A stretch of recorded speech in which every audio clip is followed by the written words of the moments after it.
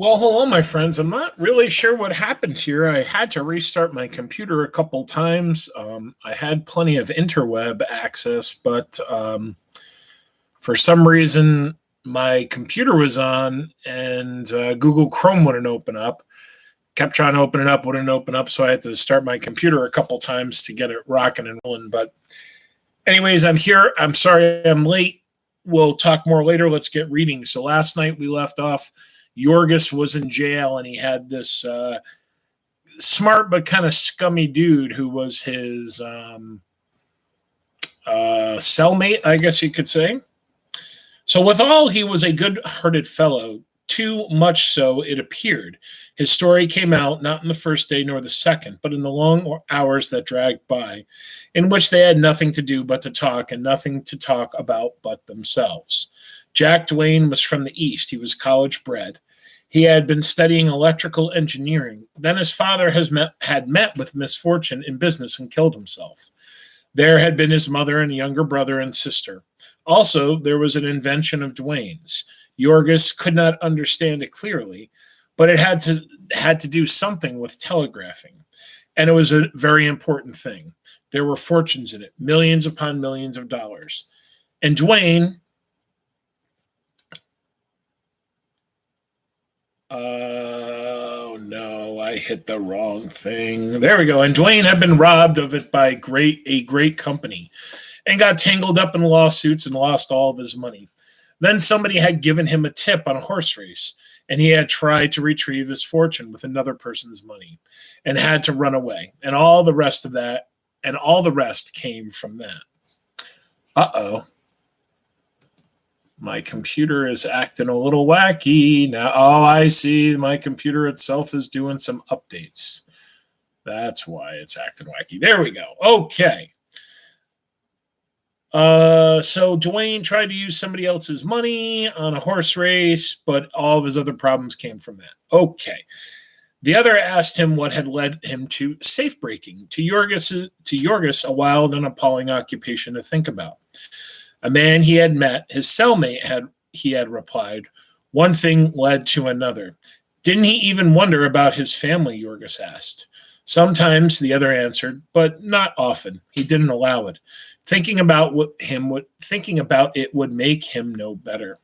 This wasn't a world in which a man had a business with a family. Sooner or later, Jurgis would find that out also and give up the fight and shift for himself. Jurgis was so transparently what he pretended to be, that his cellmate was as open with him as a child. It was pleasant to tell him adventures. He was so full of wonder and admiration. He was so new to the ways of the country. Duane did not even bother to keep back names and places. He told all his triumphs and all his failures, his loves and his griefs. Also, he introduced Jurgis to many of the other prisoners, nearly half of whom he knew by name. The crowd had already given Jurgis a name. They called him the Stinker. Big surprise. This was cruel, but they meant no harm by it, and he took it with a good-natured grin. Our friend caught now and then a whiff from the sewers over which he lived, but this was the first time that he had ever been splashed by their filth. The jail was a Noah's Ark of the city's crime. There were murderers, hold-up men, burglars, embezzlers, counterfeiters, forgers, bigamists, shoplifters, confidence men, petty thieves, pickpockets, gamblers, procurers, brawlers, beggars, tramps, and drunkards. There were black, there were white, there were young, there were old, Americans and natives of every nation under the sun. They were hardened criminals and innocent men too poor to get bailed out of jail. Old men and boys literally not yet in their teens. They were the drainage of the great festering ulcer of society. They were hideous to look upon, sickening to all. All life had turned to rottenness and stench in them. Love was a beastliness, joy as a snare, and God was imprecation. They strolled here and there about the courtyard, and Jurgis listened to them. He was ignorant, and they were wise. They had been everywhere and tried everything. They could tell the whole hateful story of it, set forth the inner soul of a city in which justice and honor, women's bodies and men's souls, were for sale in the marketplace. That human beings writhed and fought and fell upon each other like wolves in a pit, in which lusts were raging fires, the men were fuel, and humanity was festering and stewing and wallowing in its own corruption. Into the wild beast tangle these men had been born without their consent. They had taken part in it because they could not help it. That they were in jail was no disgrace to them, for the game had never been fair. The dice were loaded. They were swindlers and thieves of pennies and dimes, and they had been trapped and put out of the way by the swindlers and thieves of millions of dollars. Well, that's really interesting, huh? I'm going to read that again. Sometimes, when I read, I really kind of, oh, sorry, my chair is just bugging my back. When I read, I hit lines and I go, man, that's it right there, right? They were the swindlers and thieves of pennies and dimes. Let me start over. They were swindlers and thieves of pennies and dimes. And they had been trapped and put out of the way by the swindlers and thieves of millions of dollars. So very interesting, the people that are thieves but make a lot more money at it, they get to avoid jail, while the people that are thieving money just for pennies, what we would probably consider I don't know, 50, 60, maybe $100 today. Those are the people that go. Has anything changed? I guess is my point, right? Has anything changed? They were swindlers and thieves of pennies and dimes. They had been trapped and put out of the way by the swindlers and thieves of millions of dollars. I like that. The most of this Jurgis tried not to listen. They frightened him with their savage mockery, and all the while his heart was far away, where his loved ones were calling. Now and then, in the midst of his thoughts, it would take flight, and then the tears would come into his eyes, and he would be called back by the jeering laughter of his companions. He spent a week in this company, and during all that time, he had no word from his home. He paid one of his 15 cents for a postcard, and his companion wrote a note to the family telling them where he was and that he would be tried. There came no answer to it, however, and at last, the day before New Year's, Jurgis bade goodbye to Jack Duane. The latter gave him his address, or rather the address of his mistress, and made Jurgis promise to look him up. Maybe I could help you out of this hole someday, he said, and added that he was sorry to have him go. Jurgis rode in the patrol wagon back to Justice Callahan's court for trial. One of the first things he made out as he entered the room was Tedda and little Katerina. Looking pale and frightened, seated far in the rear, his heart began to pound. But he did not dare try to signal him, and neither did Elizabetta. He took a seat in the prisoner's pen and sat gazing at them in helpless agony. He saw that Ona was not with them, and was full of foreboding as to what that might mean.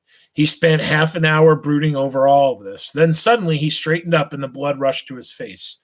A man had come in. Jurgis could not see his features for the bandages that swathed him, but he knew the burly figure. It was Connor. A trembling seized him, and his limbs bent as if for a spring. Then suddenly he felt a hand on his collar and a voice heard behind him. "Sit down, you son of a..." He subsided, but he never took his eyes off his enemy. The fellow was still alive, which was a disappointment in one way, and yet it was pleasant to see him, all in penitential plasters. He and the company lawyer who was with him came and took seats within the judge's railing, and a minute later the court called Jurgis' name, and the policeman jerked him to his feet and led him before the bar, gripping him tightly by the arm, lest he should spring upon the boss. Uh-oh.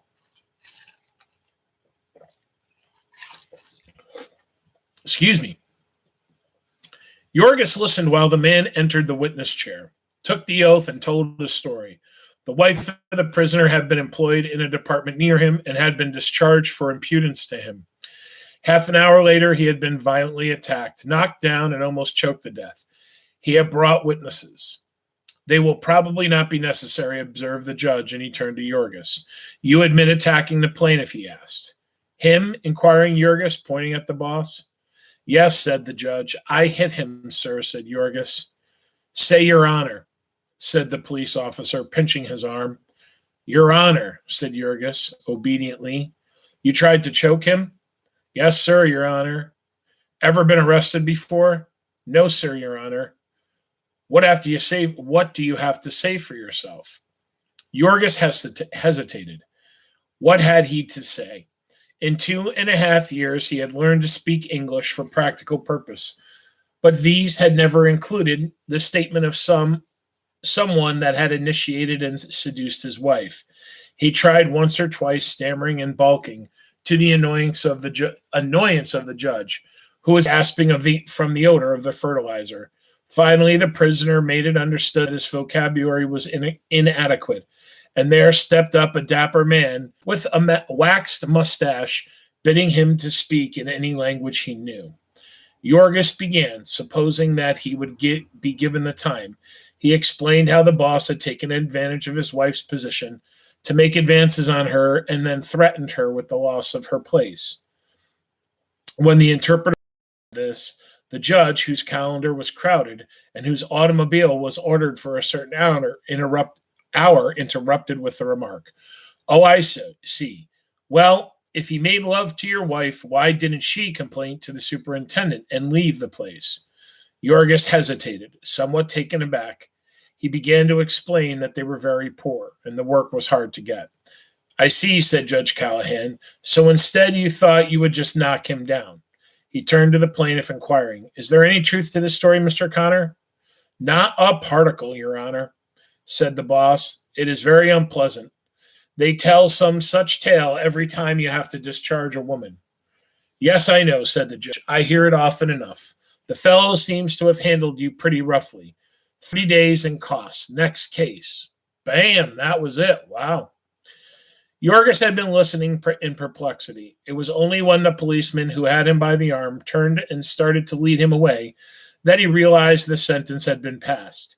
He gazed around him wildly. 30 days, he panted, and then he whirled upon the judge.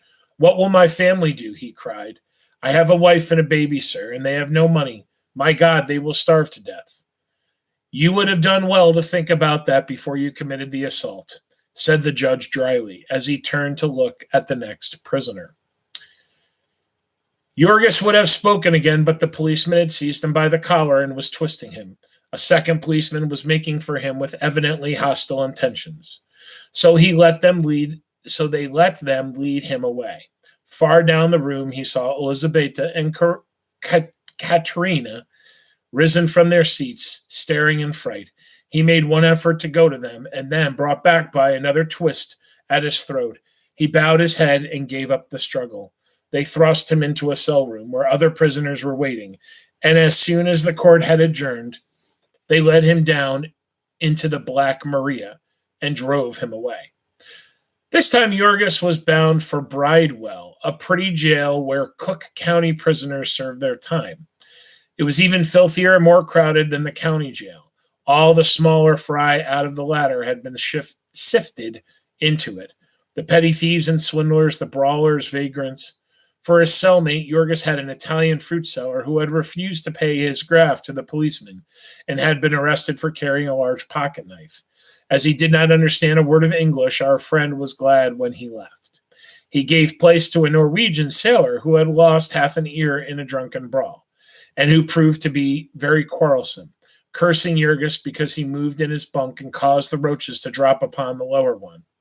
It would have been quite intolerable staying in a cell with this wild beast, but for the fact that all day long the prisoners were put out to work breaking stones. Maybe that's what we should do for like detention, like lunch detention and after school detention, is like kids have to sit there breaking stones, making like cement dust. Maybe if you don't turn in homework, breaking stones and making cement dust. I'm gonna run that by Mr. Chandler. 10 days of his 30 Jurgis spent thus, without hearing a word from his family. Then one day a keeper came and informed him that there was a visitor to see him. Jurgis turned white, and so weak at the knees that he could hardly leave his cell. The man led him down the corridor to a flight of steps in the visitor's room, which was barred like a cell. Though the grating, Jurgis could see someone sitting in a chair. And as he came into the room, the person stared up at him, and he saw that it was still little Stanislavus. At the sight of someone from home, the big fellow nearly went into pieces. He had to steady himself by a chair, and he put his hand upon his forehead as if to clear away the mist. Well, he said weakly. Little Stanislaus was also trembling, and all but too frightened to speak. They sent me to tell you, he said, with a gulp. Well, Jurgis repeated. He followed a boy's glance to where the keeper was standing watching them. Never mind him, Jurgis said. How are they? Ona is very sick, Stanislavus said, and we are almost starving. We can't get along. We thought you might be able to help us. Jurgis gripped the chair tighter. These were the beads of beads of perspiration on his forehead, and his hand shook. I can't help you, he said. Ona lies in her room all day, the boy went on. She won't eat anything, and she cries all the time. She won't tell us what is the matter, and she won't go to work at all. Then a long time ago, the man came for the rent. He was very cross. He came again last week. He said he would turn us out of the house. And then Marijah, a sob choked Stanislavus. What's the matter with Marijah? Cried Jurgis. She's cut her hand, said the boy. Uh-oh, hold on. Siri's yelling at me. I don't know why Siri randomly turns on at times. I'm not too sure. Let's see. Sorry. Oh, no. Marijah cut her hand, said the boy. She cut it bad this time, worse than before. She can't work, and it's turning green. The company doctor says she may have to cut it off, and Marijah cries out all the time. Her money is nearly gone too, and we can't pay the rent and the interest on the house. We have no coal and nothing more to eat. And the man at the store, he says, the little fellow stopped again, beginning to whimper. Go on, the other panted in frenzy. Go on. I will, said Stanislavus. It's so cold all the time, and last Sunday it snowed again, a deep, deep snow, and I couldn't get to work. God, Jurgis half shouted, and he took a step toward the child. There was an old hatred between them because of the snow. Ever since that dreadful morning when the boy had his finger frozen, and Jurgis had to beat him to send him to work. Now he clenched his hands, looking as if he would try to break through the grating. You little villain, he cried. You didn't try. I did, wailed Stanislavus, shrinking from him in terror. I tried all day, 2 days. Elizabeta was with me, and she couldn't either. We couldn't walk at all. It was so deep, and we had nothing to eat. It was so cold. I tried, and then the third day, Ona went with me. Ona? Yes, she tried to get back to work, too. She had to. We are starving. But she had lost her place. Excuse me. Jurgis reeled and gave a gasp. She went back to that place? She tried to, said Stanislavus, gazing at him in perplexity. Why not, Jurgis? The man breathed hard, 3 or 4 times. Go on, he panted finally. I went with her, said Stanislavus, but Miss Henderson wouldn't take her back, and Connor saw her and cursed her. He was still bandaged up. Why did you hit him, Jurgis? There was some fascinating mystery about this. The little fellow knew, but he could not get satisfaction. Jurgis could not speak. He could only stare, his eyes staring out. She had been trying to get other work, the boy went on, but she's too weak and she can't keep up. My boss would not take me back either. Ona says he knows Connor, and that's the reason. They've all got a grudge against us now. So I've got to go downtown and sell papers with the rest of the boys and cut Katrina. Katrina? Yes, she's been selling papers too. She does best because she's a girl. Only the cold is so bad. It's terrible coming home at night, Jurgis. Sometimes they can't come home at all. I'm trying to find them tonight and sleep where they do. It's so late and it's such a long way home. I've had to walk and I didn't know where it was. I don't know how to get back either. Only mother said I must come because you would want to know. And maybe somebody would help our family when they had to put you in jail so you couldn't work. And I walked all day to get here. I only had a piece of bread for breakfast, Jurgis. Mother hasn't had any work either because the sausage department is shut down. She goes and begs at houses with a basket, and people give her food. Only she didn't get much yesterday. It was too cold for her fingers. Today she was crying. So little Stanislavus went on, sobbing as he talked, and Jurgis stood, gripping the table tightly, saying not a word, but feeling that his head would burst. It was like having weights piled upon him. Excuse me. One after another, crushing the life out of him. He struggled and fought with himself, as if some terrible nightmare in which a man suffers in agony and cannot lift his hand, nor cry out, but feels that he's going mad, that his brain is on fire. Just when it seemed to him another turn of the screw would kill him, little Stanislavus stopped. You cannot help us? He asked weakly. Jurgis stood. They won't give you anything here? He shook it again. When are you coming out? 3 weeks, Jurgis answered. The boy gazed around him. Then I might as well go, he said. Jurgis nodded and suddenly recollecting, he put his hand to his pocket and he drew out, shaking here, holding out 14 cents. Take this to them. Stanislavus took it, and after a little more hesitation, he started for the door. Goodbye, Jurgis, he said, and the other noticed that he walked unsteadily as he passed out of sight. For a moment or so, Jurgis stood clinging to his chair, reeling and swaying. Then the keeper touched him on the arm, and he turned and went back to breaking stone. I don't know, breaking stone. Ding, ding, ding. Right? We could build like new buildings at Mahonison, right? If people were breaking stone and making cement dust, then you could learn how to pour cement. I'm just saying it might be what we could do for detention. And when you don't do, Stella is yelling at me. Oh, she doesn't. I don't think she thinks it's a good idea. No, we shouldn't make the students break stone. No, okay. She's getting ready to jump. There she goes. All right. Here, say hi to everybody. There you go. All right. So we're on chapter 18. We started a couple minutes late. Let's get a couple pages in. So Jurgis did not get out of Bridewell quite as soon as he had expected. To this sentence, they were added court costs of $1.50. He was supposed to pay for the trouble of putting him in jail and not having the money. So he was obliged to work it off by 3 days more of toil. Nobody had taken the trouble to tell him this, only after counting the days and looking forward to the end of the agony of impatience. When the hour came that he was expected to be free, he found himself still set at the stone heap and laughed at when he ventured to protest. Then he concluded he must have counted wrong, but another day passed.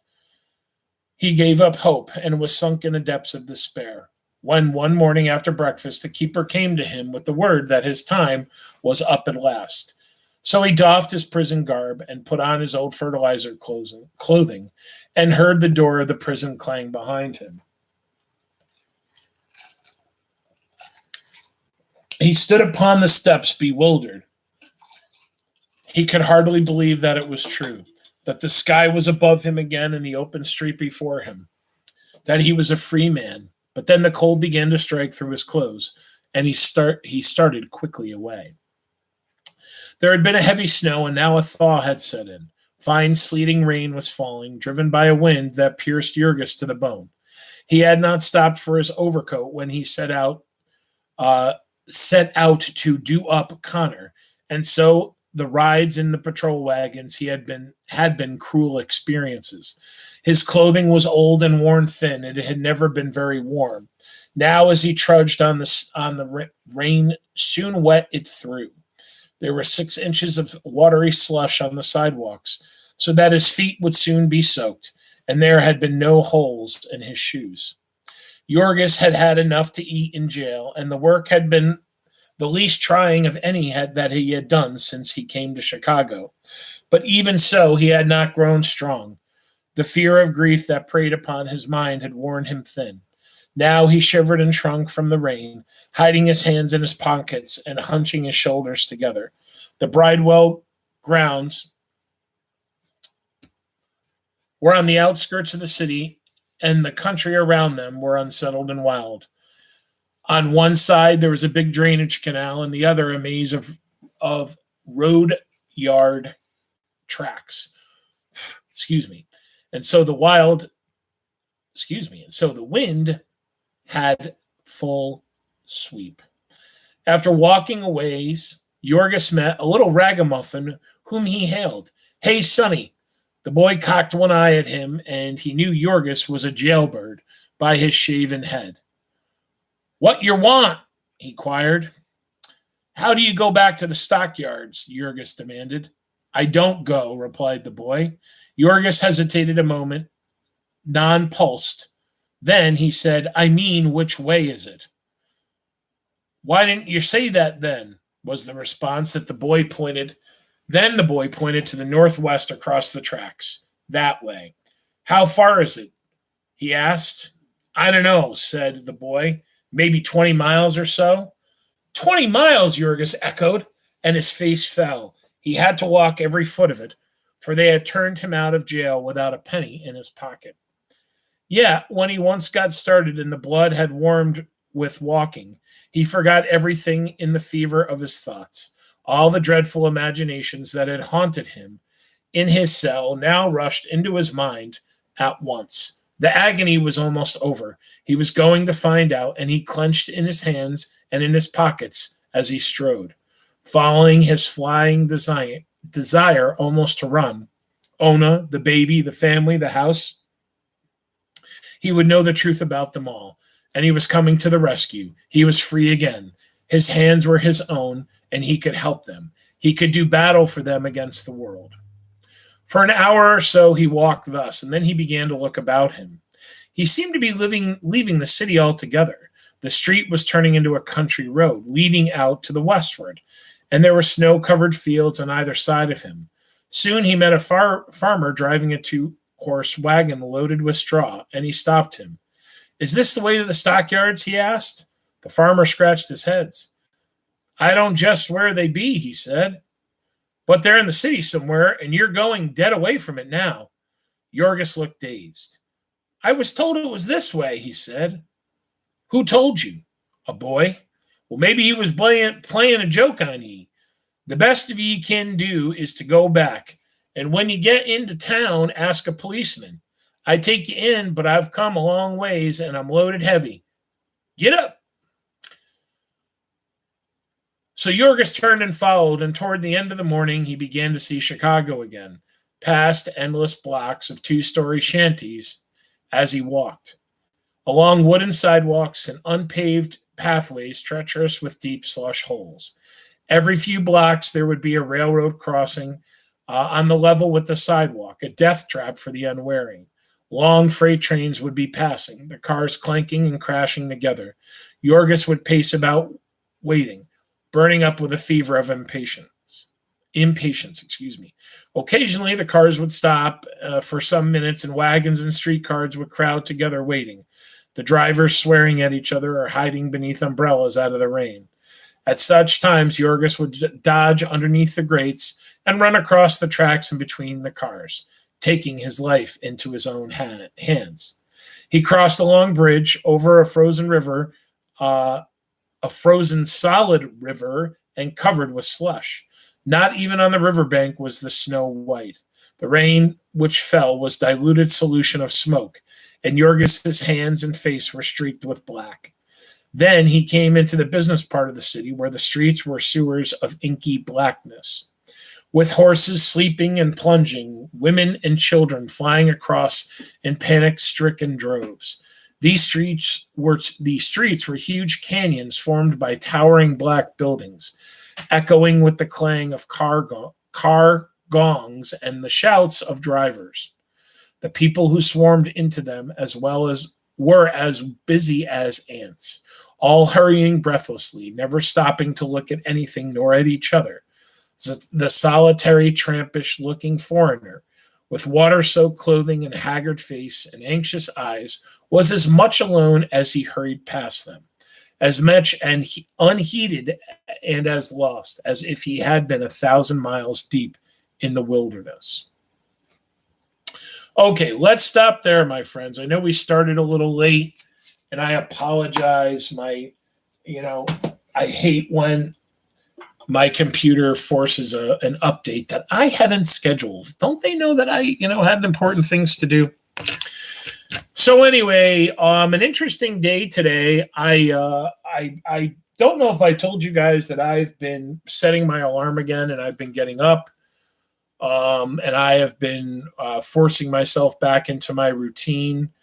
I'm getting up at 6 though. Usually I get up right around 5, during the school year. So I'm kind of easing myself back into it. Not that I was really waking up that late, but I'm trying to get myself back into the schedule. Got up, did a real nice walk this morning. It was raining a little bit, but I am not a witch, therefore I did not melt. And, it felt good to be outside. And tomorrow it's supposed to be in the 60s, or low 60s. So that's good. That's good. So let's get through some current events, questions, comments, concerns. Throw them out there. Don't be afraid. Oh, let me talk to you guys about this first. So one of the things that I was talking about is we're doing very well. Let me actually take a look here. What page are we on now? Yeah, we're well over halfway through the book. So what I was thinking about doing was actually maybe recording a couple half-hour sessions, and or maybe we could do a couple night sessions where we just do the reading and skip the current events, or just do a longer session because I want to get through the book. And I was actually thinking about the next book, instead of doing a historical fiction, maybe doing a young adult fiction book called I Am Number 4. I don't know if any of you guys are familiar with that series. I read the first 6 books a couple summers ago. They're great, and they're good. It's a coming of age story. So I was thinking, like, if I maybe recorded a couple other sessions, we could move through the jungle a little bit quicker and then get to that book. So, I don't know. Maybe if you guys want to just keep chugging along as we've been doing. But I want to try to finish a couple books, or at least finish this book and get one more done before our time finishes. And I guess we have 7 weeks left. So, we'll get there. We'll figure it out. Chime in. Have any of you guys read I Am Number 4? Or heard of it? I wonder if any of you guys have read it already or heard it. It's a really cool book. It's a great series. It's a really good series. All right, let's get serious. Let's get to current events. Here we go. We're doing fine on time. So we still had a little bit of a downtick in regards to the number of New Yorkers that died. 300. Yesterday we were at 367. And today, in the last 24 hours, we had 337 New Yorkers. So again, that doesn't mean that, whoa, we're okay. It still means that 337 families, 337 sets of friends, 337 different jobs lost someone, right, in the last 24 hours. However, we are now over 17,000 New Yorkers that have died, New York Staters. And one of the things that the governor has been talking about as he's been talking about testing is that it's very likely that that number is much higher. And the last I heard, I think he was saying that it could be 4 to 5,000 more people than what they really know, right? Because they look at this and they say, okay, well, these are the confirmed cases, right? But a lot of more people are dying and they're not necessarily testing everybody. So, and they weren't testing people in November, December, January. I don't even think really in February. So it could be that a lot of thousands and thousands of people were dying before that. I don't know. I guess I really look at it as like mid-March is when things kind of went like right to a grinding halt, and we really started looking at all this. But okay, so a lot of things are starting to move in our state, and here's what I'm talking about. So, one interesting thing that happened today is the New York State Board of Elections, right? We have a group of people that are not connected to the government in power. We have this group of people that monitor all the elections that take place in New York State.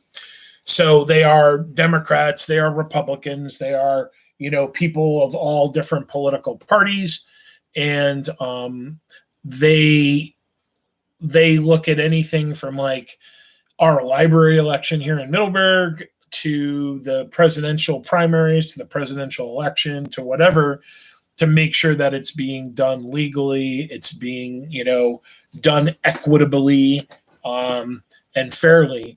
And what they have decided, I don't know if you guys heard about this, but they have basically decided this: the Democratic primary for New York State is officially canceled, and the Republican primary canceled. There's only one Republican on the ballot in New York State, President Trump. Okay?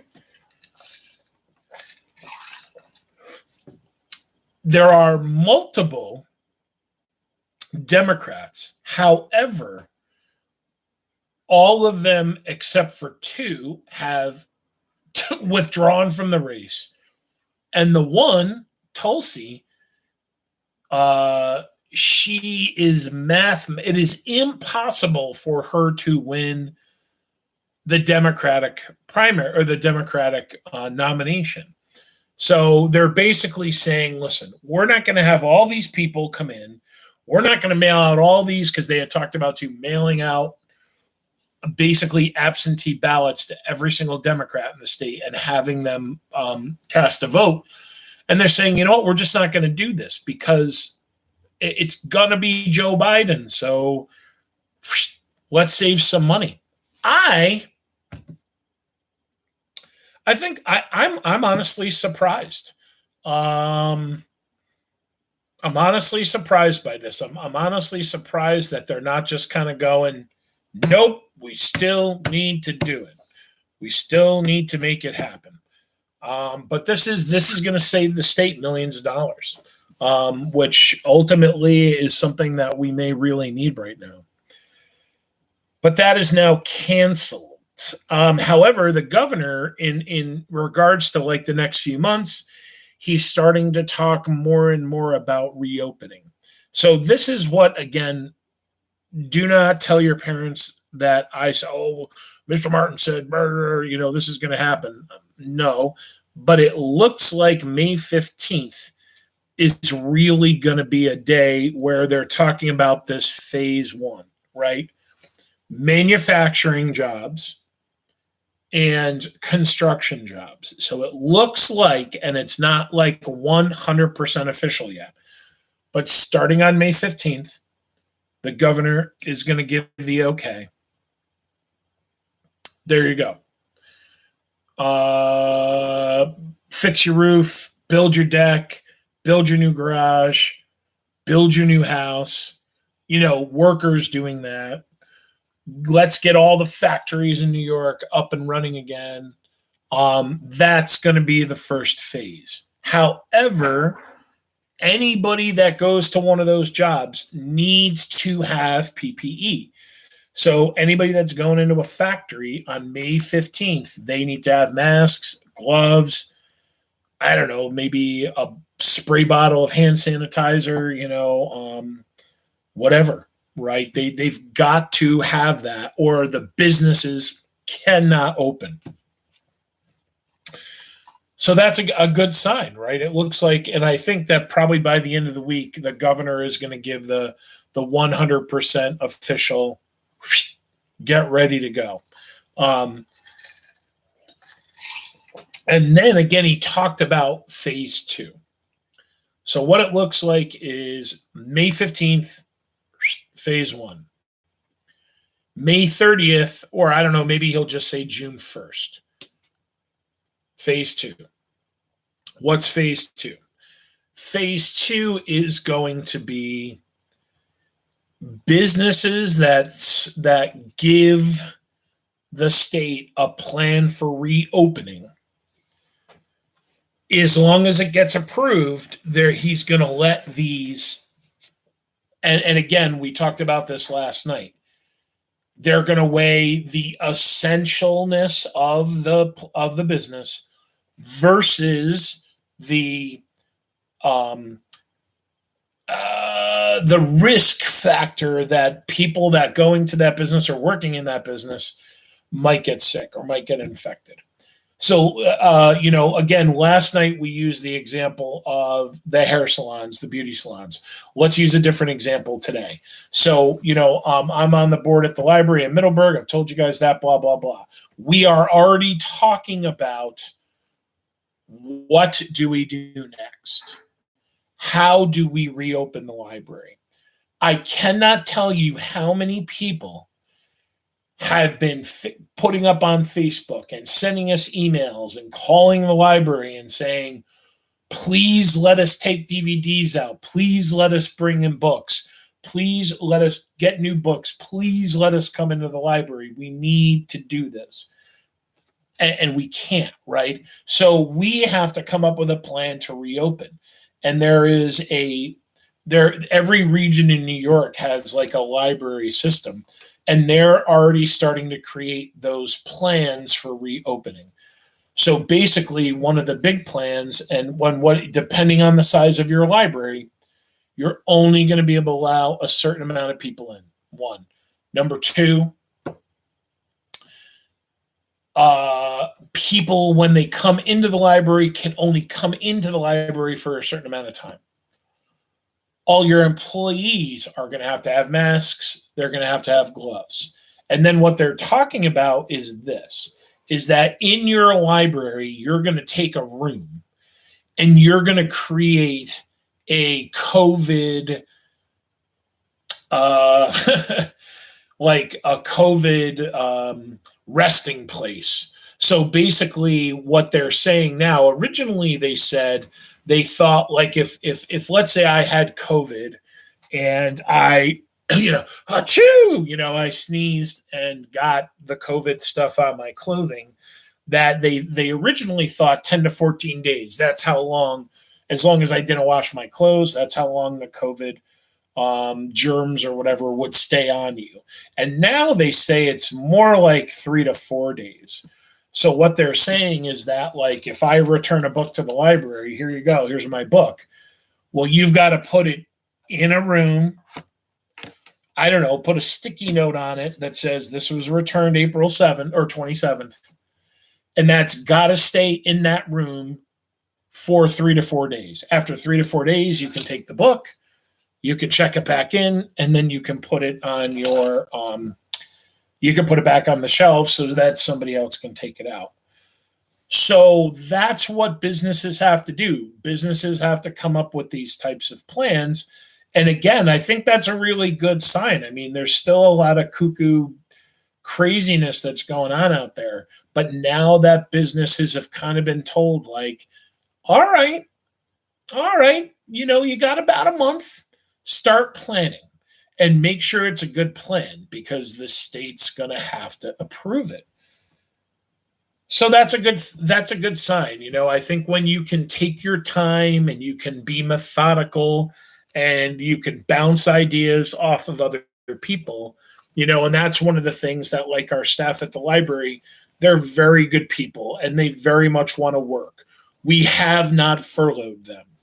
We have agreed at the library to continue to pay them their scheduled hours. But we've talked, like, what, maybe we have to furlough them, maybe we have to lay them off. And what would that look like and for how long? And the director of our library is the only full-time employee we have. And she, of course, doesn't want to see this happen.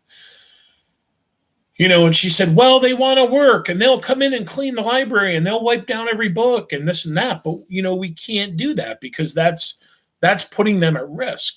So, we said to them, now you have a month. Start meeting on Zoom or Google Meet or whatever and start coming up with a plan that you can present the board and say, okay, here we go. This is how we're going to open this bad boy back up. Because I have a feeling that it's probably going to take a while. Like, you can't submit a plan and then think like an hour later somebody's going to say, oh yeah, you're good to go, you can reopen. I think it's probably going to be a long time. I mean, there's thousands and thousands and thousands of businesses in New York City alone. So somebody's going to have to look at these plans and really see it happen. Did retired people get the stimulus check? Sydney, that's a great question. That's a really good question. So, as a matter of fact, last night, my dad called me up, and I want everybody to see. This is a ginger ale. Not when you heard the can crack. I didn't want you to think it was anything else. It's a ginger ale. So my dad called me up and asked me to help him with his stimulus money. So what retired people have to do is, if they did their taxes online, if they filed them online, I believe they were directly dispersed right into your bank account. But yeah, no, I didn't get that sponsorship yet. But what happened is my dad uses like an account that he's used forever, and they still do it on paper and they still send it in. So my dad has to go to a website, the IRS website, and then my dad has to type in all the information, and then they'll disperse the money, I think, in like 24 to 48 hours or something like that. So anyways, so I went in on the website because you guys know, I've told you before, my dad's blind, and we were on the phone, and I went in and it asked him for, this information, that, okay, typed it in.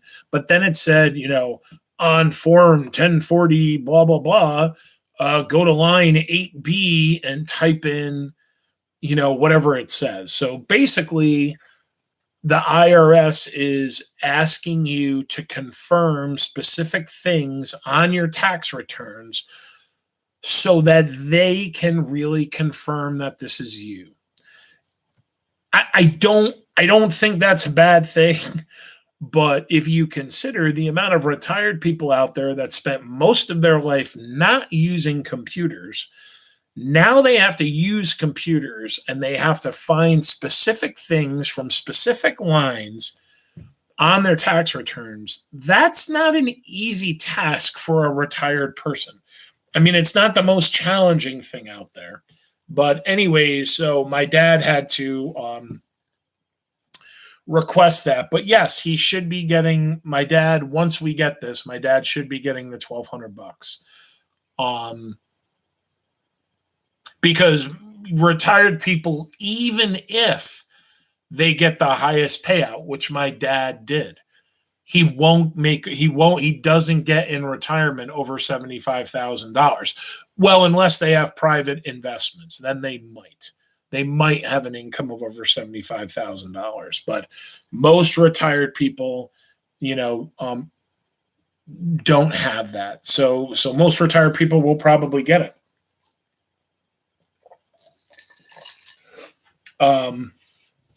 But that's a great question, Sydney. Thank you. Okay, so back to New York State. One of the things that they've been talking about is, we talked the other night about they tested 3,000 people, random people, because they want to get a sample of New Yorkers and look at infection rate and all this kind of stuff. Well, here is maybe a little bit of bad news. They tested another 3,500 people, and they found that the infection rate actually went up.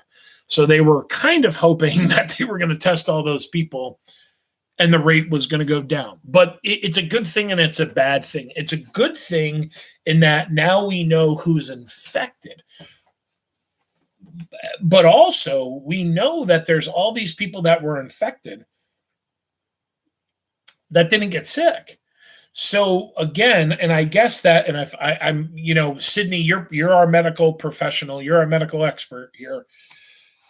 He talked about something like convalescent plasma, which I'm not 100% sure what that is. But excuse me, but I guess it kind of seems to be like a key thing to people that are fighting this off on their own. People that have gotten sick and their bodies have built up their own antibodies. So it seems as though there's really this big push to try to get as many people tested as possible. And a week from today, I have my doctor's appointment. I have type 2 diabetes, so I have to go to the doctor 4 times a year. And usually it's pretty boring. They check my A1C, which is my average glucose level, and they check kidney functions and, cholesterol and crap like that, which is pretty typical. But I'm going to ask him, I'm going to say, listen, can you test me? Because, honestly, I'd like to know, like one of Mrs. Spicer, I don't know if you guys know Mrs. Spicer, who works in room 44, like she said to me, how do you feel about going back to work? I saw her the other day. We did a parade. We did a birthday parade for Miss Fonstantina, the social studies teacher. I don't know, like 10 of us drove by her house, and we had, banners, and we honked her horn, and we stood on our front yard, and we did stand, quite a distance away from everybody, and made sure that we were social distancing. But she said to me, like, do you feel like you would like to go back? And I said, well, you know what I'd really feel? I said, what would really make me feel comfortable is if the doctor tested me and said, hey, Mr. Martin, guess what? You had it. Because then I would say, well, wait a minute. I didn't ever feel sick. So I had it and my body fought it off. Well, okay. Well, that's good, right?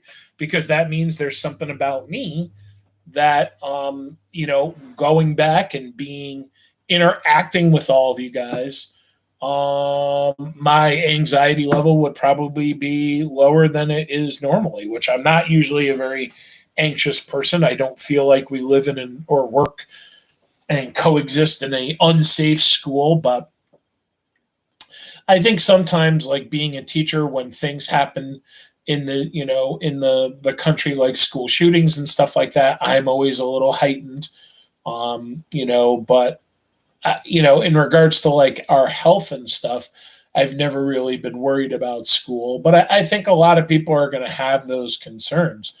So I personally would like to be tested so that so I know when we get back to this.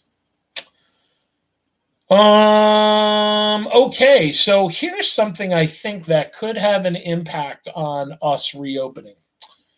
Texas is reopening Friday. So the governor of Texas made a news announcement today, and he said, as of Friday, boom, we're reopening. So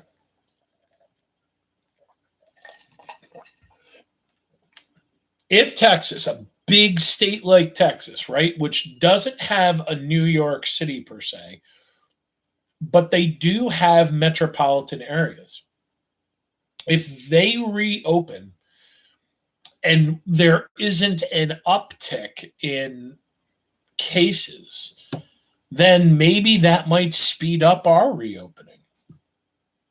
I don't know, so I don't want to say, well, let's risk the life of Texans. I'm not saying that, but we could learn a lot from Texas reopening.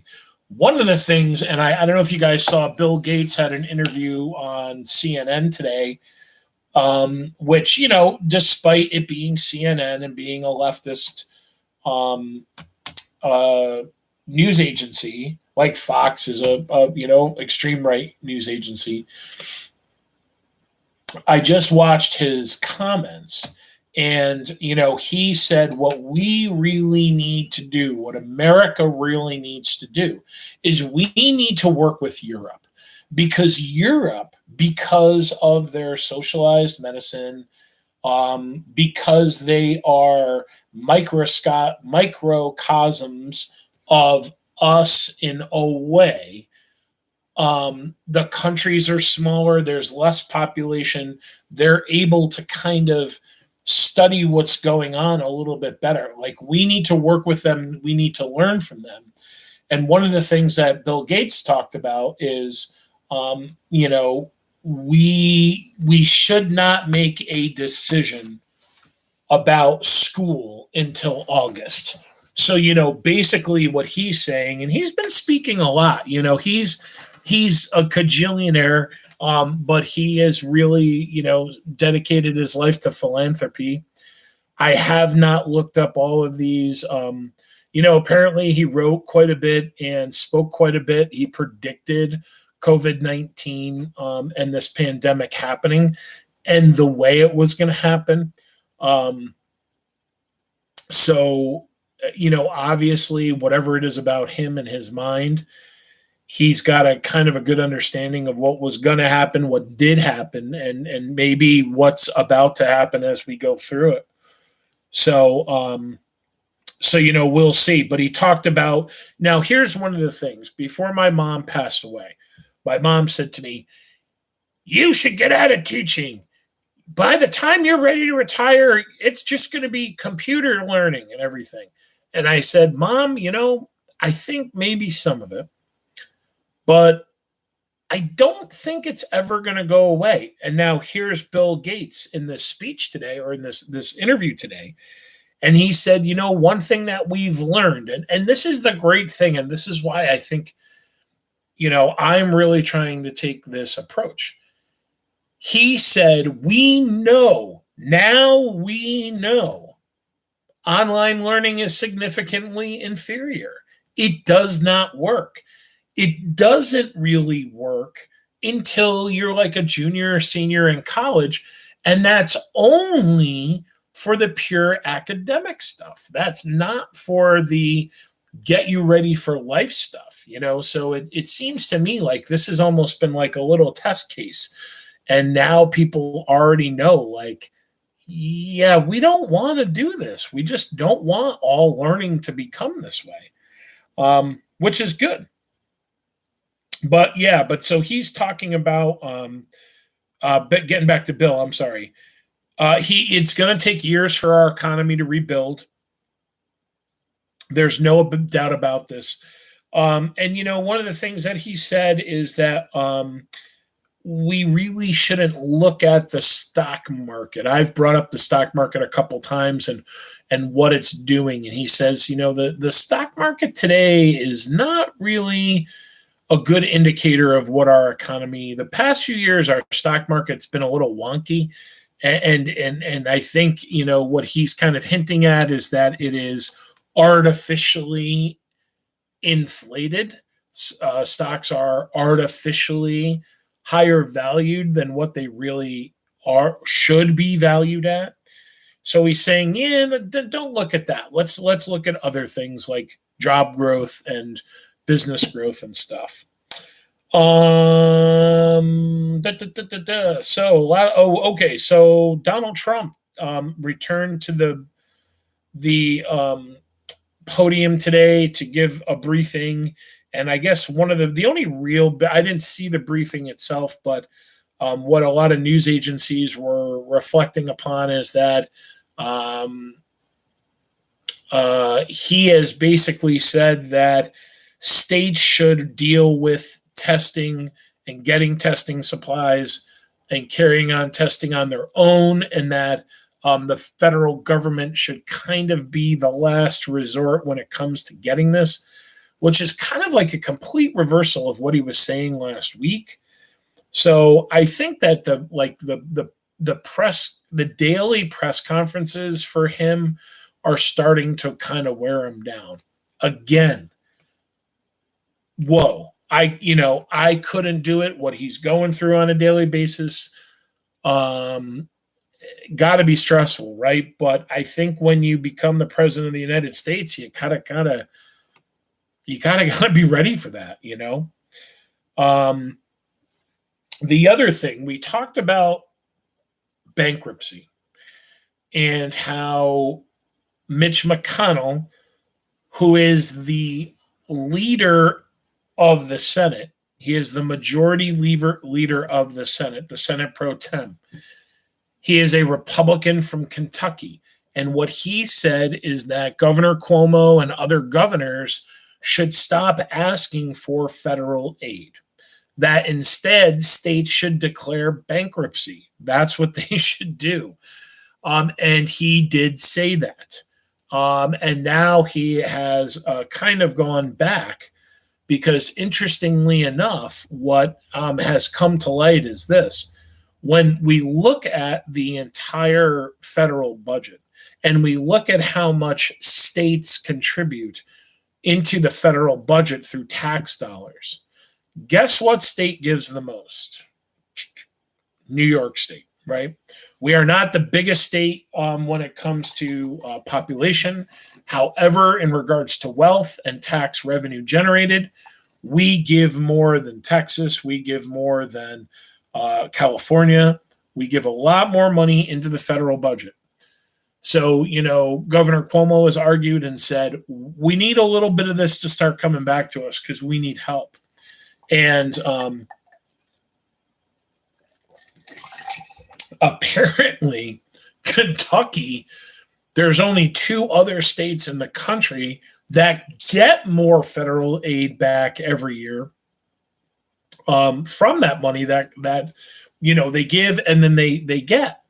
Well, there's only 2 states, and I'm willing to say that Maine is one of them. Maine is a pretty poor state, and I wouldn't be surprised if it was like maybe like Montana or like Idaho, maybe, or Wyoming. I wouldn't be surprised because they're relatively poor states too.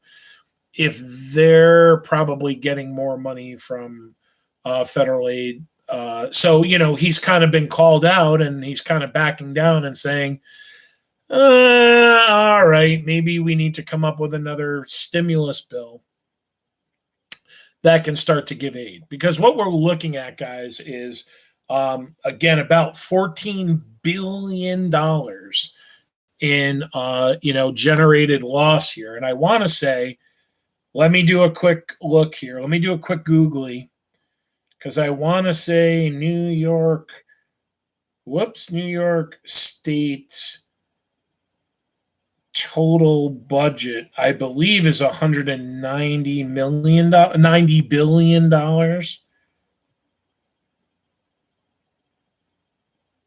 $170 billion is what we spent last year. So I was off a little bit. I apologize. I'll break some stones when we get back to school to make up for it. But so we're going to lose about $14 billion coming in. And what the governor has said is we're going to have to cut education. We're going to have to cut aid to local governments and aid to small governments, county governments, and hospitals. And obviously, this is kind of a scary thing, right? The governor also talked today about, and he's saying most, and I want to know what that means, right? Because most schools could be 51% of schools, right? Technically, that's most. It's a majority. But he's saying that most schools want to have some kind of summer school this year. So if you're cutting, 20% of our budget, which means we're going to have to cut jobs. We're going to have to cut, people, other clubs, I don't know, whatever. How the heck are we going to pay for summer school? So, hopefully if this federal aid comes in, we can do things like that. And maybe they'll come up with federal aid specifically for schools, because that's scary. I mean, losing 20% of our state aid, guys, that's a lot of money for Mahanasan. That's probably in the tune of a couple $1,000,000. Miss D might know a little bit better than me in regards to state aid versus local tax dollars and what 20% would mean. But I think that's a couple $1,000,000 that we would lose. And we don't want to do that. All right, so I hate to do this, but I just read something on the news, and when we talk about coming out of this, and whether this is a real thing. So I just read a story. I don't know if you guys heard about this. An ER doctor in New York City committed suicide. 49 years old. She was apparently a very, very well-known ER doctor, and she actually, I don't know exactly how. I think she got down to, she went to like Virginia or South Carolina, but she was working. She was helping patients. She actually got COVID-19, was out of work for a week and a half, then went back to work, but no history of depression in herself, in her family, no other points in time where she ever had, any kind of mental problems. And, I guess she drove down, I don't know the whole story, but she drove down and she took her life. And it's very clear that, our country is going to have to heal economically, but our country is going to have to heal emotionally. And, for me, maybe it's like my hippie parents in me that make me believe this, but I think that the way we do that is we do it together. I think it's very difficult for a person when they are emotionally distraught, when they are in emotional distress, when they are in mental distress. I think it's much more difficult for a person to recover when they try to do it on their own. And I know that, I was very, when my mom found out that she had cancer, my dad was, had already gone blind. My brother was completely out of the picture. We do not have a big family, and everything really fell on me. And for about 4 months, I was sleeping on their couch, and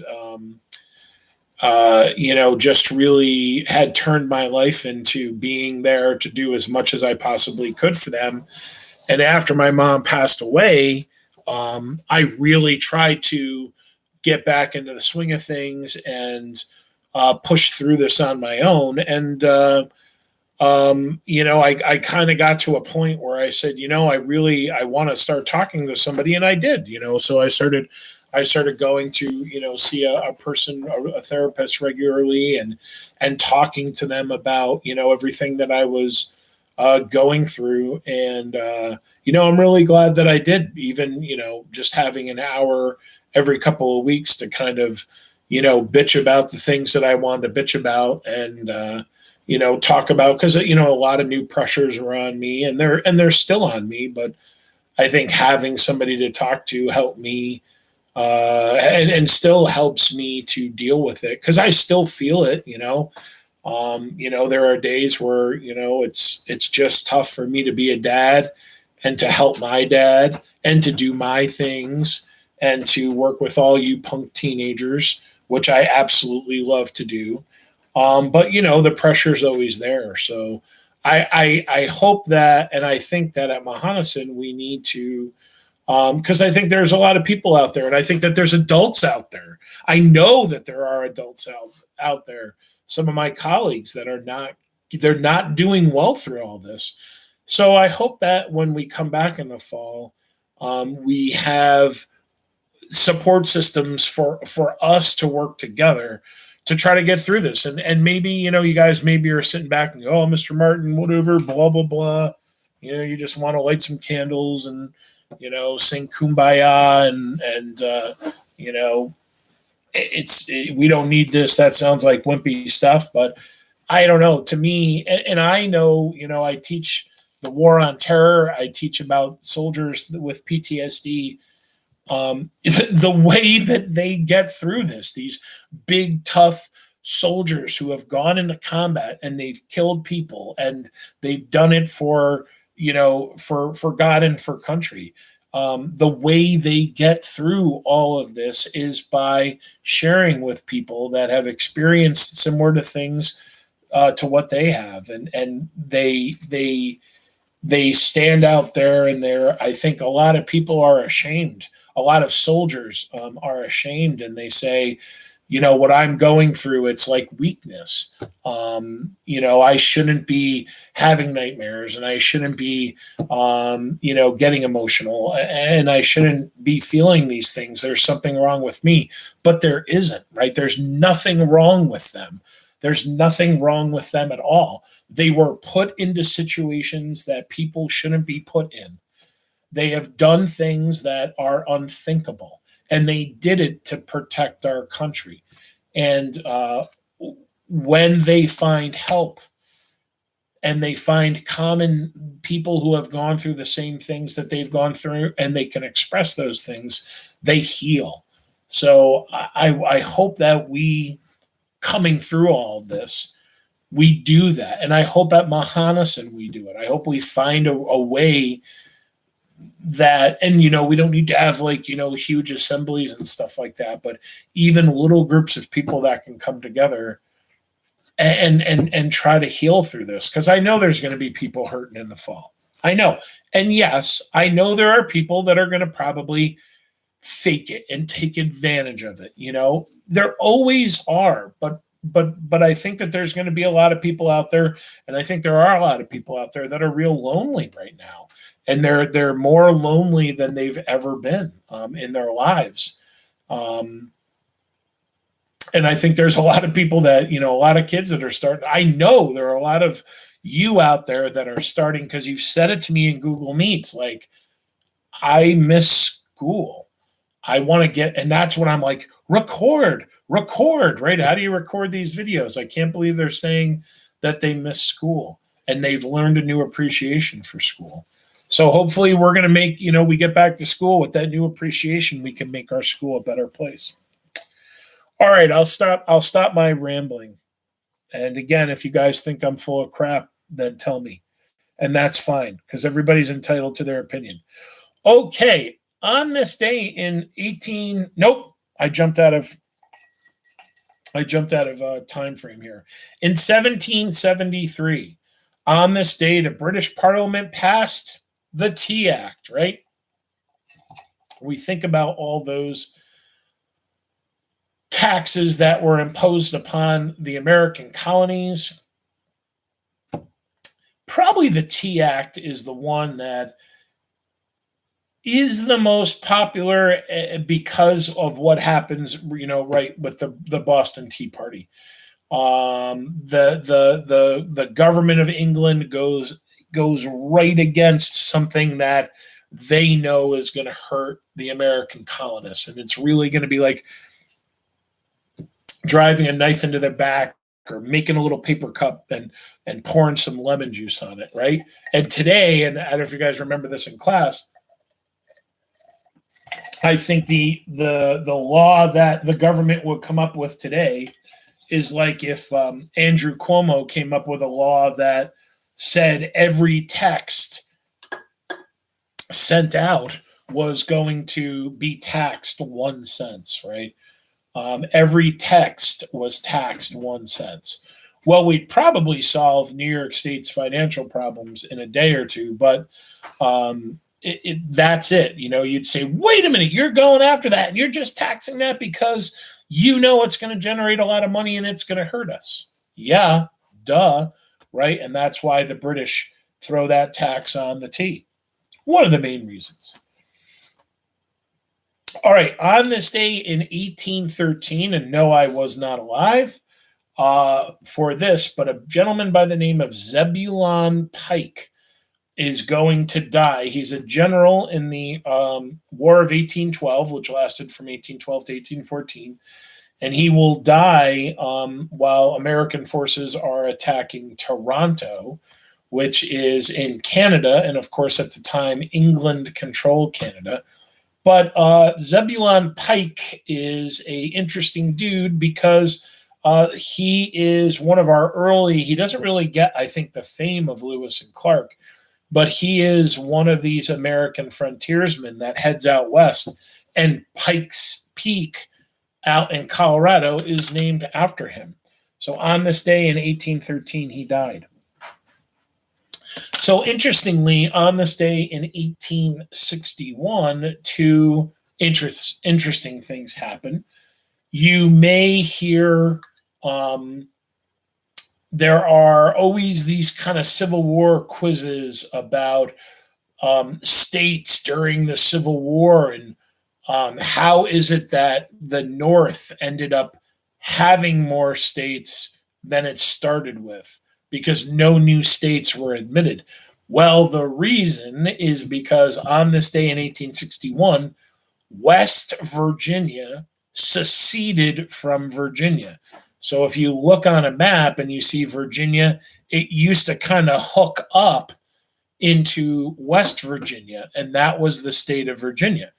Well, West Virginia broke away and became a northern state and remained aligned with the North during the war.